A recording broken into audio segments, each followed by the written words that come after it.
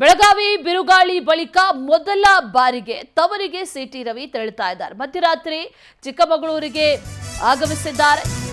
ಅದ್ದೂರಿಯಾದಂತ ಸ್ವಾಗತ ಸಿಕ್ಕಿದೆ. ಅಲ್ಲಿ ತವರಿಗೆ ಹೋಗಿದ್ದಾರೆ ಸಿಟಿ ರವಿ ಚಿಕ್ಕಮಗಳೂರಿಗೆ. ಆ ಸಂದರ್ಭದಲ್ಲಿ ಹೂಮಳೆಯನ್ನ ಸುರಿಸಿ ಮೆರವಣಿಗೆ ಮಾಡೋ ಮೂಲಕ ಭರ್ಜರಿಯಾಗಿ ವೆಲ್ಕಮ್ ಮಾಡಿದ್ದಾರೆ. ಕಾರ್ಯಕರ್ತರ ಪ್ರೀತಿ ಒಂದ್ ಕಡೆಯಲ್ಲಿ, ಮತ್ತೊಂದು ಕಡೆಯಲ್ಲಿ ಅಭಿಮಾನ. ಎಲ್ಲದಕ್ಕೂ ಕೂಡ ಸಿಟಿ ರವಿ ಧನ್ಯವಾದಗಳನ್ನ ತಿಳಿಸಿದ್ದಾರೆ. ಏಕ್ ಹೈ ತೋ ಸೇಫ್ ಹೈ ಅನ್ನೋದು ಸಾಬೀತಾಯ್ತು ಅಂದಿದ್ದಾರೆ. ಪಕ್ಷದಲ್ಲಿ ಎಲ್ಲರೂ ಕೂಡ ಒಗ್ಗಟ್ಟಾಗಿ ತಮ್ಮ ಪರ ನಿಂತಿದ್ರು.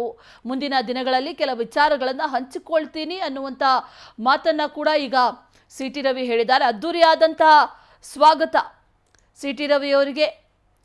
ಬೆಳಗಾವಿಯಲ್ಲಿ ನಡೆದಂತ ಬೆಳವಣಿಗೆಗಳ ನಂತರದಲ್ಲಿ ಚಿಕ್ಕಮಗಳೂರಿಗೆ ಆಗಮಿಸಿರುವಂಥದ್ದು, ಆ ದೃಶ್ಯಗಳನ್ನು ಗಮನಿಸ್ತಾ ಇದ್ದೀವಿ. ಅದರ ಜೊತೆಯಲ್ಲಿ ಕಾರ್ಯಕರ್ತರು, ಅಭಿಮಾನಿಗಳು ಎಲ್ಲರಿಂದಲೂ ಕೂಡ ಅದ್ದೂರಿಯ ಸ್ವಾಗತ ಸಿಕ್ಕಿದೆ. ಒಂದು ಕಡೆ ಅದ್ದೂರಿಯಾಗಿ ಬರಮಾಡ್ಕೊಂಡಿದ್ದಾರೆ. ಜೊತೆಯಲ್ಲಿ ಸಿಟಿ ರವಿ ಸಂದರ್ಭದಲ್ಲಿ ಮಾತಾಡಿದ್ರು ಒಂದಷ್ಟು ವಿಚಾರಗಳ ಬಗ್ಗೆ. ಏಕ್ ಹೈ ತೋ ಸೇಫ್ ಹೈ ಅಂತ, ಅಂದರೆ ಎಲ್ಲರೂ ಕೂಡ ಒಗ್ಗಟ್ಟಾಗಿದ್ರೆ ನಾವು ಬಹಳ ಸೇಫ್ ಆಗಿರಬಹುದು ಅನ್ನುವಂಥ ಮಾತನ್ನ ಕೂಡ ಹೇಳಿದ್ರು. ಮತ್ತಷ್ಟು ಡೀಟೇಲ್ಸ್ ಅನ್ನ ನೀಡ್ತಾರೆ ನಮ್ಮ ಪ್ರತಿನಿಧಿ ಸಚಿನ್. ದೂರವಾಣಿ ಸಂಪರ್ಕದಲ್ಲಿ ಜಾಯಿನ್ ಆಗ್ತಾ ಇದ್ದಾರೆ.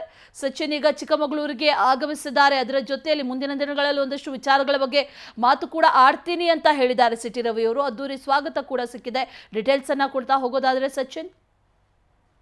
ಅಶ್ವಿನಿ, ಏನು ಕಳೆದ 3 ದಿನಗಳ ಹಿಂದೆ ನಡೆದಂತ ಒಂದು ಘಟನೆ ಏನಿತ್ತು, ಇದರಿಂದಾಗಿ ಕಾಫಿನಾಡು ಚಿಕ್ಕಮಗಳೂರಿನ ಬಿಜೆಪಿ ಕಾರ್ಯಕರ್ತರಲ್ಲಿ ಒಂದು ರೀತಿ ಸಾಕಷ್ಟು ನೋವು ಉಂಟಾಗಿತ್ತು.